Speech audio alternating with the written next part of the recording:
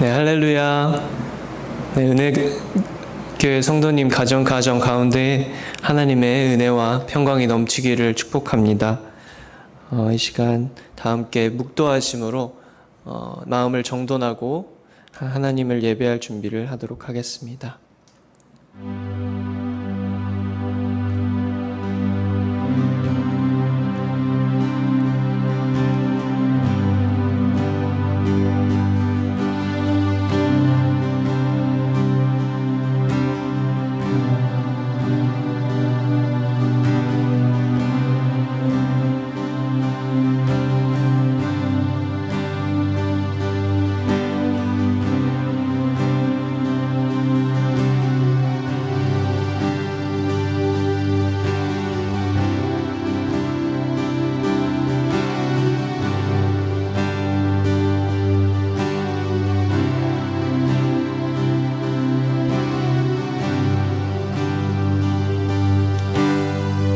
저희의 기도 들으시는 하나님, 주님께서 말씀하셨습니다. 너희가 무엇이든지 나의 뜻대로 구하면 그것을 내가 듣고 또 그것을 얻은 줄 너희가 안다고 주님께서 말씀하셨습니다. 그러니 이 시간 온전히 주님의 뜻을 의지하여서 나아갑니다. 저희 예배를 받아주시고 정말 이 시간이 성령과 또 진리로 하나님을 진정으로 예배할 수 있는 시간이 될 수 있도록 도와주시옵소서. 살아계신 예수 그리스도의 이름으로 기도드렸습니다. 아멘.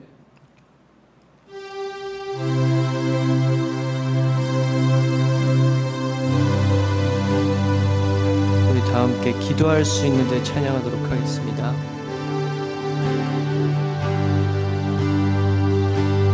기도할 수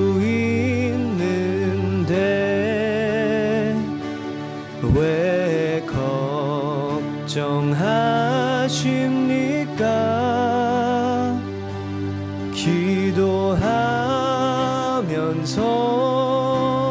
왜 염려하십니까? 주님께서 기도 들으십니다. 기도할 수 있는데 왜 실망하십니까? 기도하면서 왜 방황하십니까? 주님 앞에 무릎 꿇고 주님 앞에 무릎 꿇고 간구해 보세요. 마음을 정결하게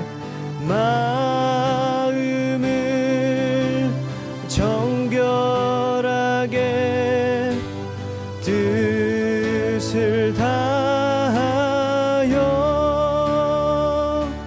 기도할 수 있는데 왜 걱정하십니까? 왜 걱정하십니까?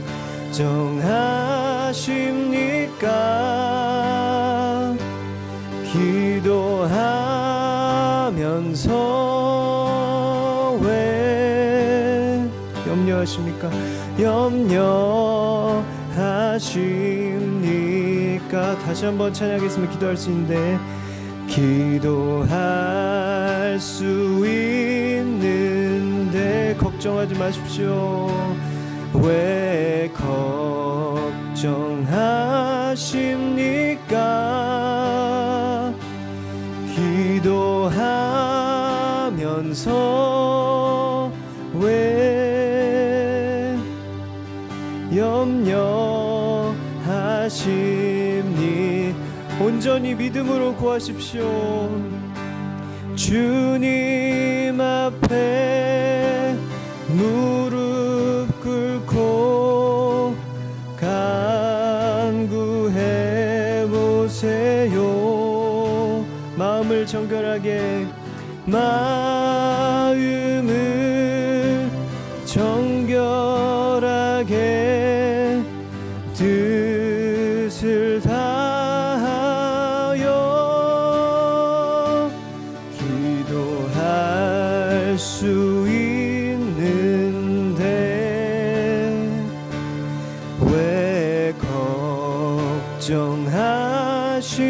기도하십니까? 기도하면서 왜 염려하십니까?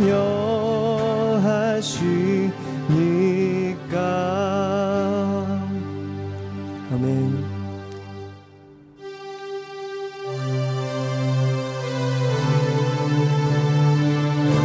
우리를 정결케 하고 또 우리를 자유케 하는 주님의 보혈을 찬양하면서 나아가도록 하겠습니다.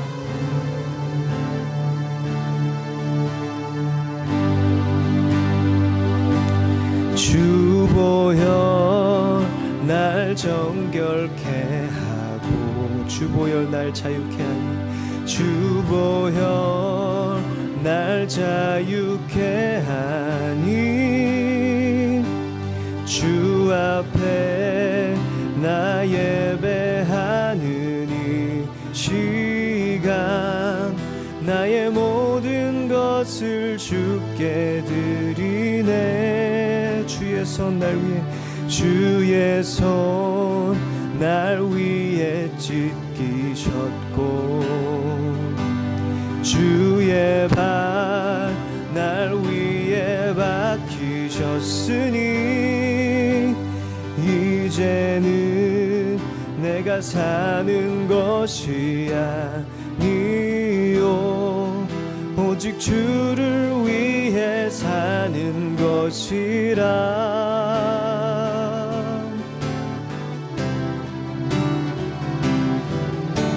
주의 손에 나의 손을 포개고 또 주의 발에 나의 발을 포개어 나 주와 함께 죽고 또 주와 함께 살리라. 영원토록 주 위에 살리라. 주의 손에 나의 손을 주의 손에 나의 손을 포개고 또 주의 발에 나의 발을 포개어 나 주와 함께 죽고 또 주와 함께 살리라. 영원토록 주 위에 살리라. 주 위에 살리라.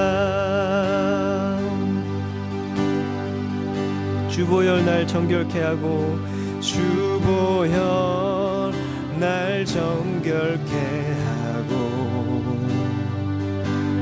주 보혈 날 자유케 하니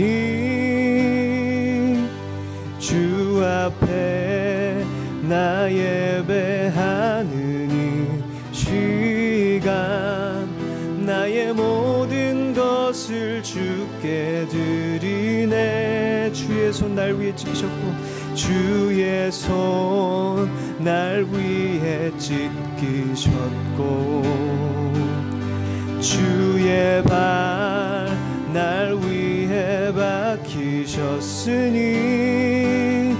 이제는 내가 사는 것이 아니요 오직 주를 위해 사는 것이라. 그렇습니다. 주님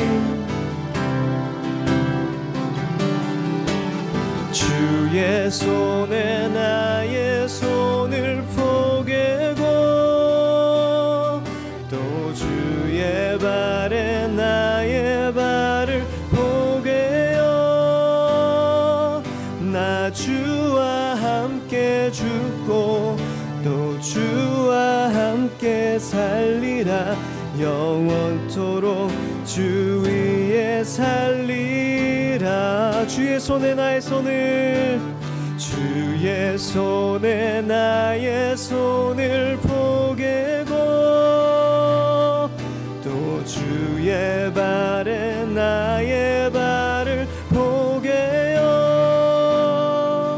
나 주와 함께 죽고 또 주와 함께 살리라. 영원토록 주 위에 살리라. 주 위에 살리라.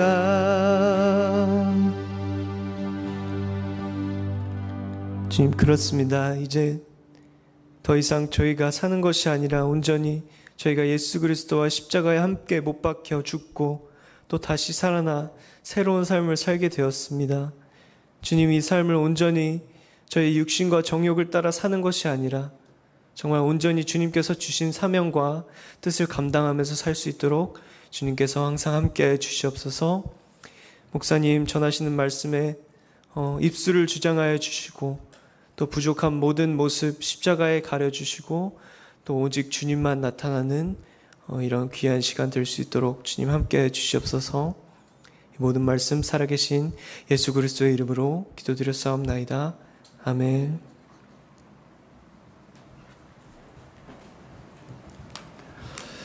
네, 반갑습니다. 한 주 동안 평안하셨습니까? 네, 오늘은 Father's Day입니다.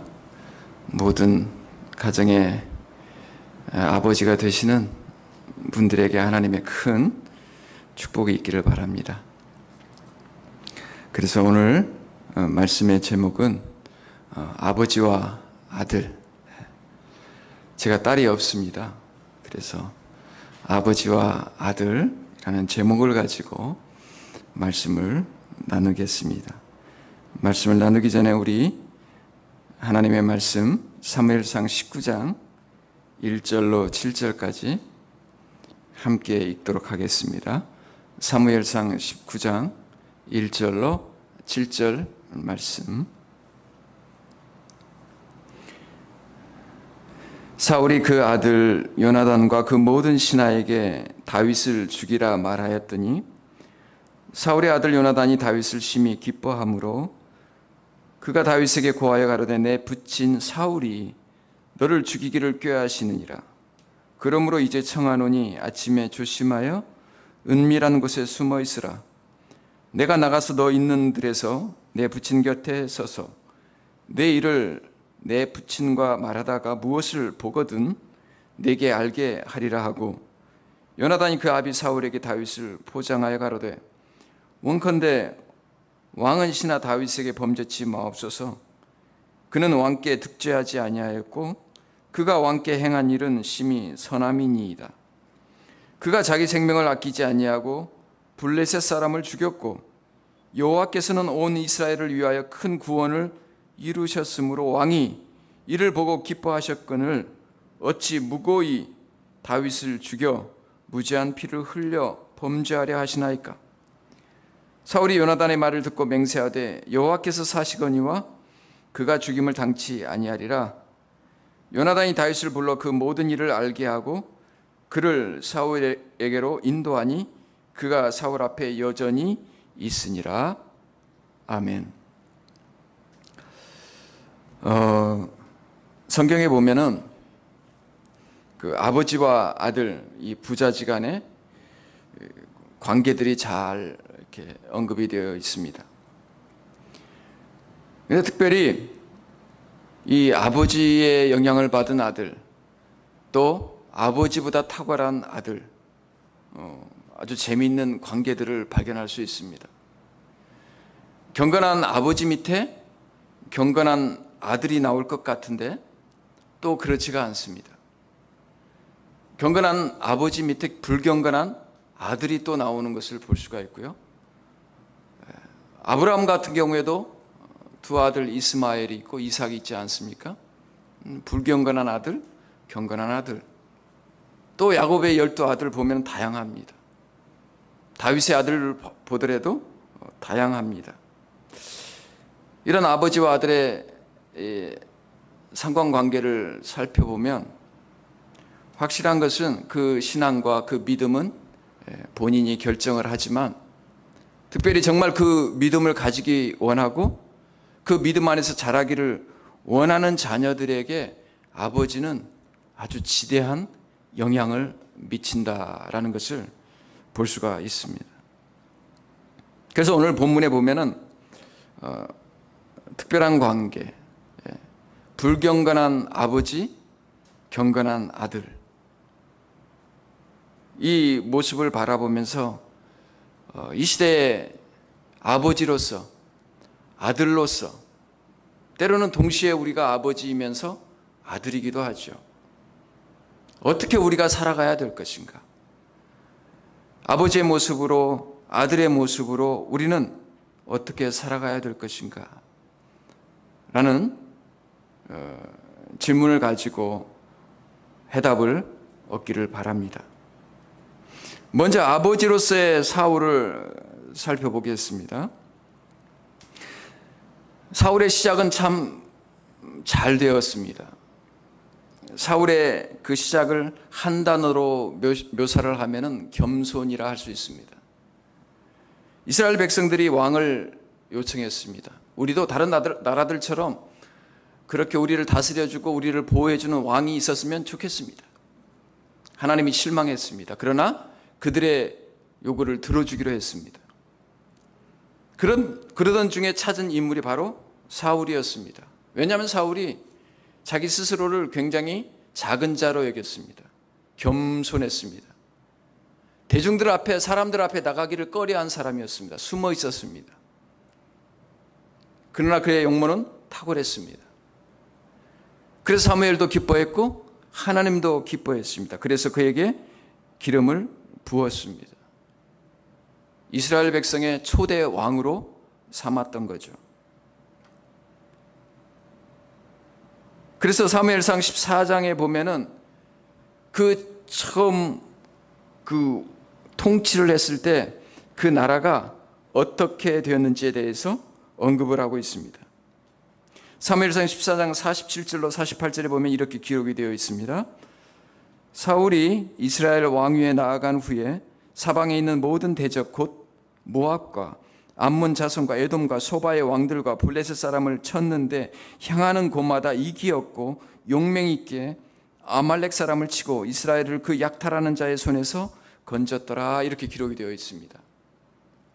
그러니까 그가 처음 통치를 시작했을 때 가는 곳곳마다 하나님께서 승리를 주셨고 하나님께서 그 나라를 든든하게 세워 가셨다는 것을 알 수 있습니다.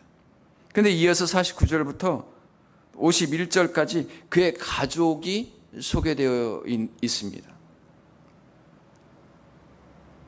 사울의 가족, 특별히 뭔가 그 가족을 소개하는데 이 긍정적으로 가족을 소개하고 있습니다. 49절부터 사울의 아들은 요나단과 리스위와 말기수아요 그 두 딸의 이름은 이르하니 맏딸의 이름은 메라비요 그 작은 딸의 이름은 미갈이며 사울의 아내의 이름은 아히노아미니 아히마아스의 딸이요 그 군장의 이름은 아브넬이니 사울의 숙부 넬의 아들이며 사울의 아비는 기스요 아브넬의 아비는 네린이 아비엘의 아들이었더라. 그 가족들을 소개하고 있습니다. 마치 그 가족의 그 건강한 모습을, 나라의 번영하는 모습과 더불어서 그 가족의 건강한 모습을 기록하고 있는 듯합니다. 사울의 업적이죠. 아마도 사울이 처음 그 겸손했을 때 영향을 가장 많이 받았던 것은 그의 가족이었고 그 가족 중에서도 큰아들 요나단이었을 것입니다. 요나단이 어떤 모습이었는가, 어떤 믿음을 가지고 있었는가를 보면은 알 수가 있습니다. 사무엘상 14장 6절에 보면은 요나단의 모습이 나오는데요. 사무엘상 14장은 사울이 첫 번째로 하나님을 실망시켰던 장면입니다. 블레셋과 전투를 하려고 대치를 하고 있는 상황에서 이 사무엘이 와야 되는데 기다려도 사무엘이 오지 않는 거예요. 일주일을 기다려도 사무엘이 오지 않는 거예요. 그냥 사울이 마음이 급했어요. 군사들이 흩어지고 전의를 상실하고 있었어요. 이전까지 그런 적이 없었는데, 그러니까 마음이 급한 이 사울이 제사를 드립니다. 제사장만 드릴 수 있는 사울이 행사를 빨리 마치고 전쟁을 해야겠다, 승리를 해야겠다 이렇게 생각을 한 거죠. 그런데 이 사실 때문에 하나님과 사무엘이 실망합니다. 그래서 이 전쟁도 지지부진해집니다. 이기지를 못하는 거예요. 나가지를 못하는 거예요. 그래서 오랫동안 대치 상태에 있었고 소강 상태로 머물러 있게 됩니다. 그럴 때 누가 나타나냐면 요나단이 나타납니다. 요나단이 자기 병기 든 소년과 함께 블레셋 진영으로 올라갑니다. 그리고 그 블레셋을 완전히 박살을 내놓습니다. 그때 했던 유명한 말이 있습니다. 사무엘상 14장 6절에 보면은 이렇게 기록합니다.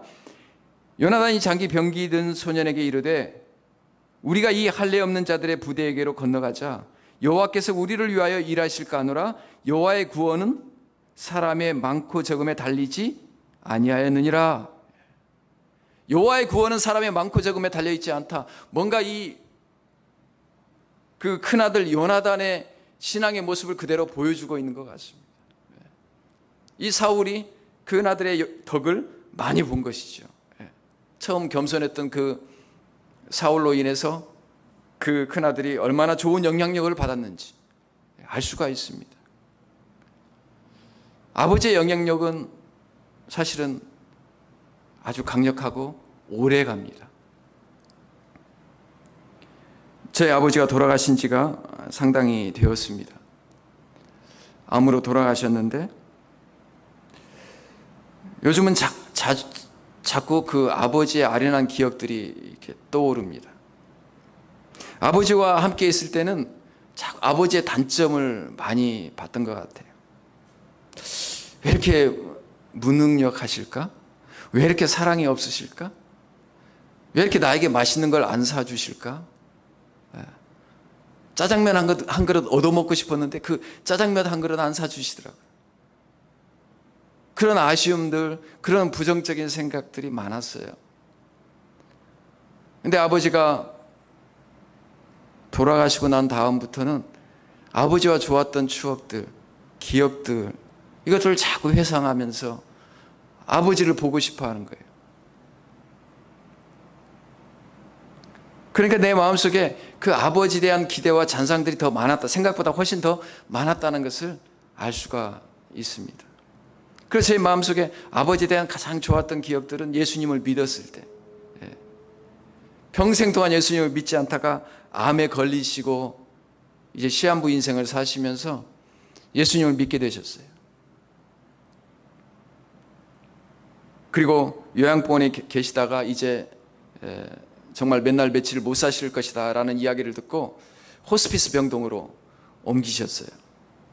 보통 호스피스 병동은 뭐 2주 안에 돌아가시고 일주일 안에 돌아가셔야 되는데 저희 아버지가 무려 한 달을 사셨어요. 병원에서 좀 당황해 했어요. 대부분 2주를 넘지 못한, 그리고 2주 있으면 다시 나가야 됩니다. 그래서 특별히 그 원장님의 배려로 한 달을 머무르셨어요. 그런데 한 달 동안 아주 좋은 시간을 가졌어요. 예수님에 대해서, 하나님에 대해서, 천국에 대해서 나누면서 그렇게 좋은 시간을 가졌어요. 그리고 또 한 가지 제 마음속에 기억에 남는 것은 한 방 안에 그 두 사람이 들어와 사용을 하는데 아버지는 한 달 동안 계속 살아 계시니까 파트너가 계속 바뀌는 거예요. 어떤 사람은 이틀 들어왔다가 돌아가시고 일주일 있다 돌아가시고, 제가 봤던 사람만 3분인가 4분인가 있다가 돌아가셨어요. 그러니까 자연스럽게 그분들하고 이야기하게 되고 복음을 전하게 되는 거예요. 그러니까 아버지 덕분에, 아버지가 오래 사는 덕분에 아버지와 교제도 좋았지만 그냥 가만히 앉아서 복음을 전하게 되는 거예요. 예수 믿게 되고 전도하게 되고 기도하게 되고, 참 아버지가 마지막에 굉장히 귀한 일들을 하고 가셨다. 제 마음속에 그런 생각이 들어요. 어쨌든 아버지에 대한 그런 아련한 추억들이 계속 생각이 납니다. 그 겸손했던 사울이 안타깝게도 이제 교만해져 갑니다. 타락해져 갑니다.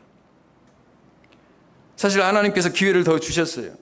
블레셋 그 전투에서 그가 해서는 안 될 일을 해서 하나님 앞에 경고를 받았고 하나님께서 포기하는 것처럼 이야기를 하셨어요. 그런데 보니까 말씀해 보니까 아말렉 전투에서 다시 한번 기회를 하나님께서 주십니다. 뭐라고 기회를 주시냐면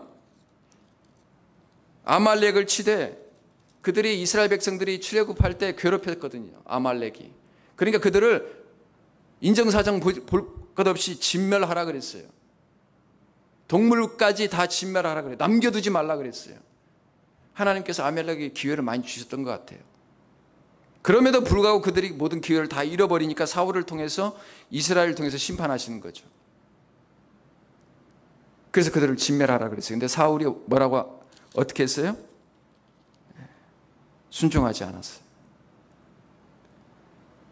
그리고 하나님께서 사무엘에게 이야기합니다. 그가 내 말을 듣지 않았다. 정말로 하나님께서 이제는 그 왕을 포기한 거예요. 그리고 그 이야기를 사울에게 전해주려 가는 그때에 사울이 무엇을 하는 줄 아십니까? 자기를 위해서 기념비를 만들고 있었어요. 자기를 위해서 기념비를 만들고 있었어요. 하나님을 위해서 기념비를 만드는 것이 아니라 자신을 위해서 기념비를 만들고 있어요. 자신의 업적과 공로를 길이길이 남기려고, 흔적을 남기려고 기념비를 만들고 있었어요. 그래서 사무엘이 하나님께서 당신을 버리셨다라고 직접적으로 이야기를 합니다. 근데 사울이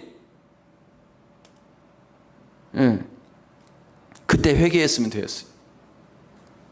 근데 그때 회개하는 것처럼 보여요. 이게 사울의 특기가 뭐냐면 회개하는 것처럼 보여요. 자기가 잘못했습니다. 그러는데 속마음은 그게 아니라 자기의 명예욕과 권력욕에 사로잡혀 있어요. 그리고 뭐라고 이야기를 하냐면 당신 이왕 왔으니까 나랑 같이 그 백성들에게 함께 나갑시다. 내가 잘못했습니다. 나랑 같이 백성들에게 나갑시다. 그것은 무슨 말이냐면은 아직까지 사울의 그 왕의 지위를 그 후광을 비춰주는 사람은 사무엘이었거든요. 그러니까 사무엘이 필요했던 거예요. 그 통치에 사무엘이 필요했던 거예요. 그 후광이 필요했던 거예요. 그래서 좀 나가자고 하는 거예요. 사무엘이 극구 반대합니다. 나는 가지 않겠다. 가지 않겠다. 옷이 찢어질 정도로 그를 붙잡았어요. 그 완력에 못 이겨서 사무엘이 결국에 나가는 거죠. 백성들 앞에. 그러니까 사울이 사람을 붙잡는 것이 아니라 하나님을 붙잡았어야 돼요. 그 순간에 하나님을 붙잡았어야 돼요. 그 순간에 하나님 앞에 나갔어야 돼요. 하나님 앞에 회개했어야 되었어요. 다윗하고 다른 점이 바로 이런 점이죠. 다윗도 더 강력한 왕이었어요. 제왕 아니었습니까? 주변을 다 통치했던 왕이었어요. 그럼에도 불구하고 하나님께서 네가 죄를 범하였다 그럴 때 하나님 내가 죄인입니다.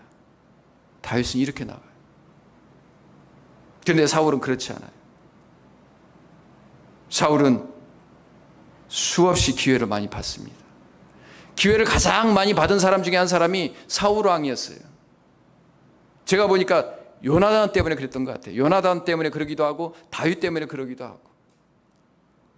하나님께서 사울에게 많은 기회를 주었지만 그 모든 기회들을 다 날려버렸어요.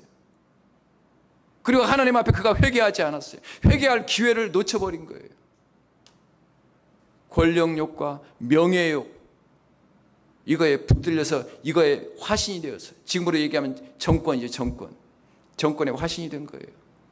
그래서 그 영혼까지 다 팔아버린 거예요. 성령이 떠나고 결국에는 악한 영이 그를 사로잡잖아요. 점점 파멸의 길로 치닫게 됩니다. 물론 왕은 강해야죠. 물론 왕은 위엄이 있어야 됩니다. 그러나 다윗을 살펴보면 왕도 한 가정의 가장도 연약한 사람입니다. 죄를 범할 수 있어요. 잘못할 수 있어요. 실수할 수 있어요. 상처를 줄 수 있어요. 그렇기 때문에 하나님이 필요한 거죠. 우리 아버지들은 연약합니다. 불완전합니다. 때로는 성숙하지 못한 모습을 보여주기도 합니다. 때로는 이해할 수 없는 모습을 보여주기도 합니다. 그렇기 때문에 그러한 불완전한 아버지 위에 온전하신 하나님이 필요한 겁니다. 온전하신 하나님이 필요한 거예요. 우리 유교 분위기에서 그 아버지에 대한 상은 굉장한 그 기대 이상의 기대 이상의 그 아버지 상을 가지고 있는 것 같아요. 좀 더 책임감 있고, 더 근엄하고, 더 흔들리지 않고. 그런데 그렇지 않잖아요. 아버지와 똑같은 사람 아닙니까? 그런데 때로는 더 많은 책임감을 가지고 있어요. 비바람이 칠 때, 폭풍우가 칠 때 때로는 울타리가 되어줘야 돼요. 그 책임감만큼 또 마음속에 그만한 스트레스가 있어요. 그런데 이것을 누군가 이야기할 대상은 없어요. 누군가 그 이야기를 들어주고 그 애환을 나눌 사람이 없는 거예요. 때로는 아내도, 때로는 자녀들도 그것을 이해를 못해요. 다윗을 보면 알 수가 있어요. 다윗이 누구한테 이야기할 사람이 없어요. 그러니까 다윗이 누구에게 나갑니까? 하나님 앞에 나가는 거예요. 아이처럼 울면서 부르짖으면서, 때로는 마음속에 분노가 있어서 하나님 앞에 그렇게 나가요. 그러니까 하나님께서 다 그걸 받아주시잖아요. 받아주시고 이해해 주시고 힘 주시고 용기를 주시고, 그래서 다시 또 하나님을 찬양하게 하는 그런 모습을 볼 수가 있습니다. 이 땅 위에 아버지들, 참 특별히 요즘 시대 이 코로나로 인해서 한 가장으로서 힘든 시기를 보내고 있습니다.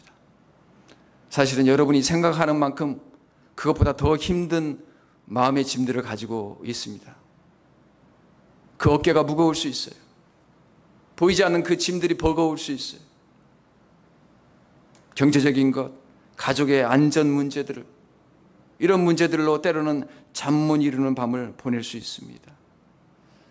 사랑하는 여러분, 가족 되시는 모든 여러분들, 그 아버지를 이해하고 기도하고 때로는 존중하고 존경하고 격려해 줄 수 있기를 바랍니다.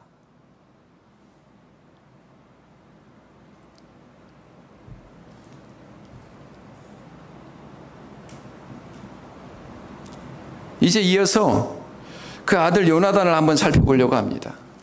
그 아들로서 요나단, 아들의 모습. 우리가 아버지도 될 수도 있지만 아들도 될 수 있잖아요. 우리가 또 한 부모님을 모시고 있을 수 있잖아요. 그런데 이 요나단, 경건한 요나단, 타락해가는 아버지, 불경건한 이 아버지와의 관계가 이게 쉬운 관계가 아니에요.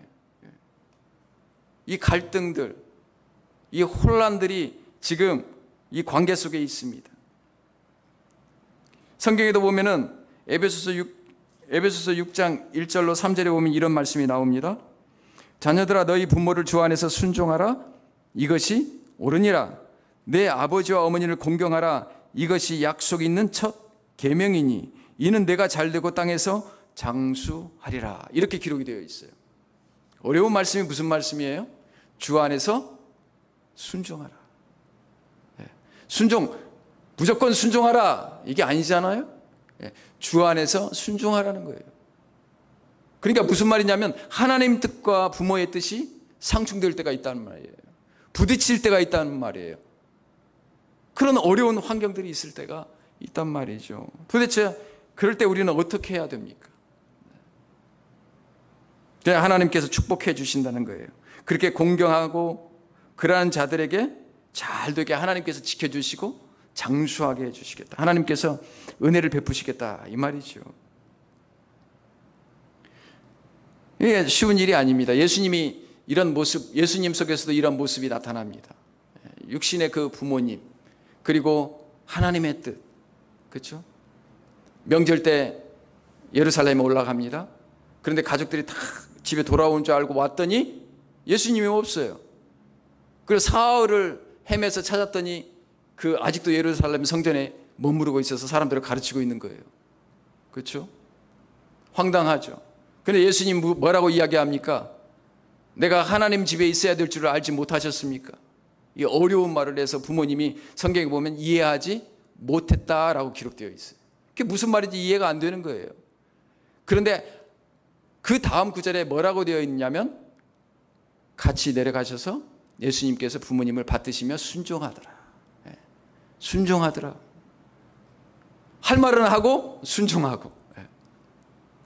이거죠. 할 말은 하고 하나님 뜻이 무엇인가를 분명히 깨닫고 이야기를 하고 나가서 순종하는 것. 예수님이 공생애를 시작하고 사역할 때 참 바쁠 때였죠. 그래서 정말 가족들이 염려해서 아마 찾았을 거예요. 자, 밥은 먹고 사는지, 건강은 어떤지. 그 제자들이 예수님에게 와서 이야기를 합니다. 밖에 형제 자매 모친이 와 있다. 이렇게 이야기를 합니다. 예수님 뭐라고 얘기하세요?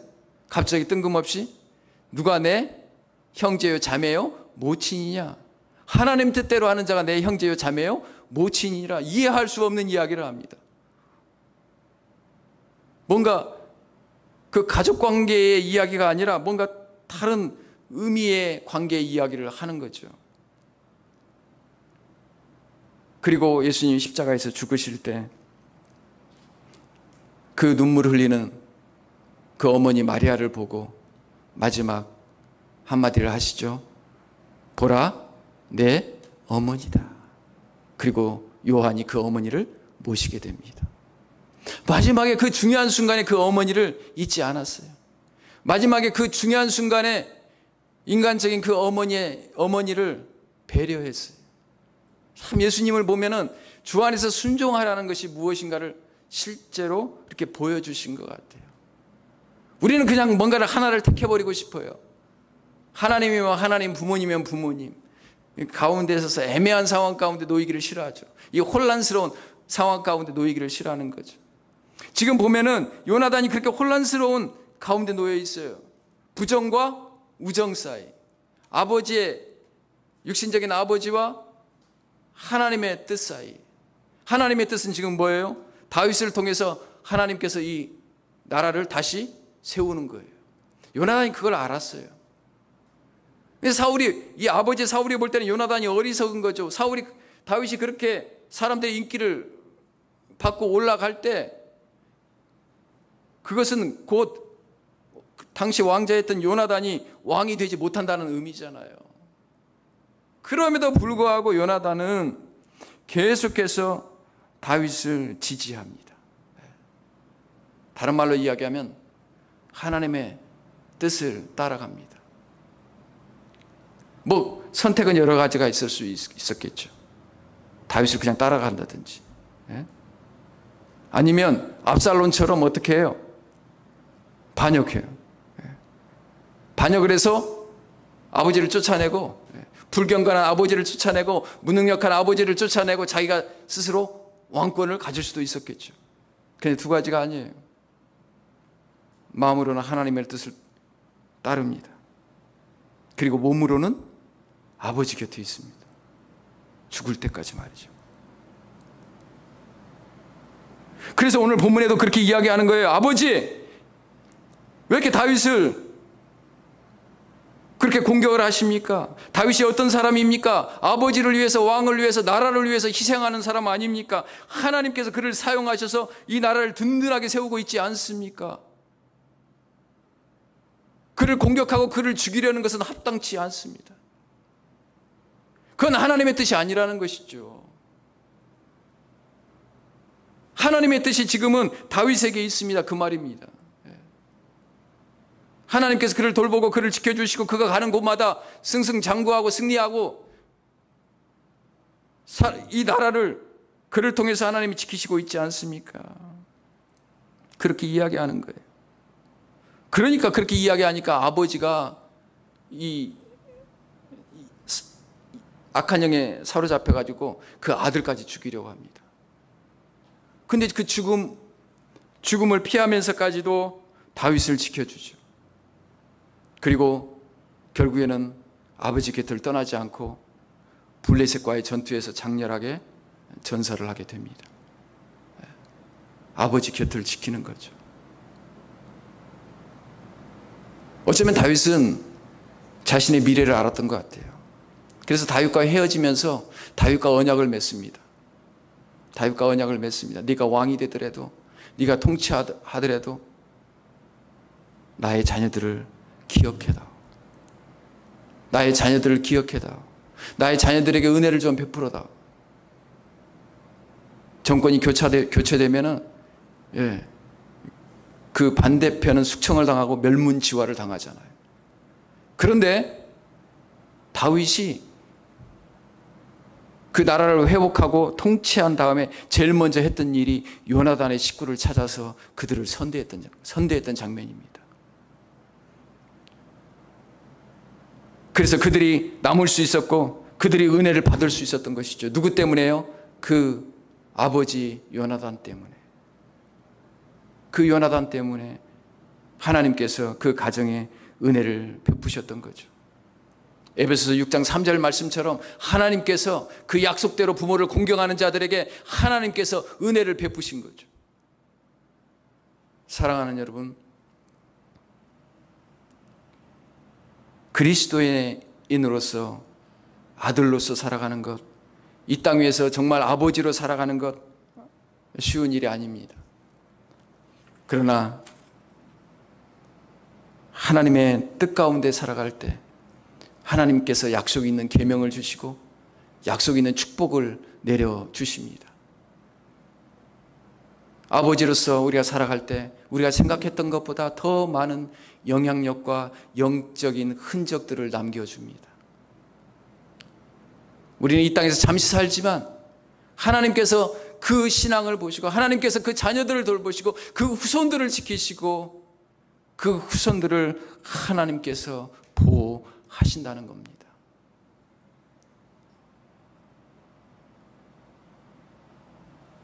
힘겹게 살아가는 모든 가정의 가장 아버지들, 모든 분들을 정말 하나님이 축복해 주시기를 바랍니다. 특별히 축복해 주시고 은혜 베풀어 주시기를 바랍니다. 우리 기도하겠습니다.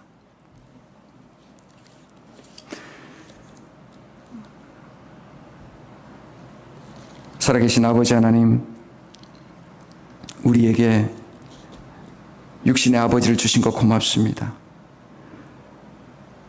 때로는 참 온전하지 못하고 불완전한 그 부모님을 보면서 아쉬웠던 적이 많지만 또 그 부모님을 통해서 온전하시고 거룩하신 하나님을 알게 되게 해주신 것 인해서 감사합니다. 아버지 하나님, 이 땅 위에 그 무거운 책임을 지고 지금까지 살아오고 지금까지 그 폭풍우를 이겨내며 견뎌온 당신의 자녀들, 그 아버지를 축복해 주시고 이후에도 하나님 아버지 어떤 날들이 우리 앞에 기다리고 어떤 먹구름들이 우리 앞에 드리워진다 할지라도 하나님 그 사랑으로 넉넉히 이기고 승리할 수 있도록 하나님 도와주시옵소서. 자녀들아, 너희 부모를 주 안에서 순종하라. 이것이 옳으니라. 내 아버지와 어머니를 공경하라. 이것이 약속 있는 첫 계명이니 이는 내가 잘되고 땅에서 장수하리라. 믿음의 자녀들이 다 되게 하여 주시옵소서. 감사드리며 살아계신 예수님의 이름으로 기도하옵나이다. 아멘.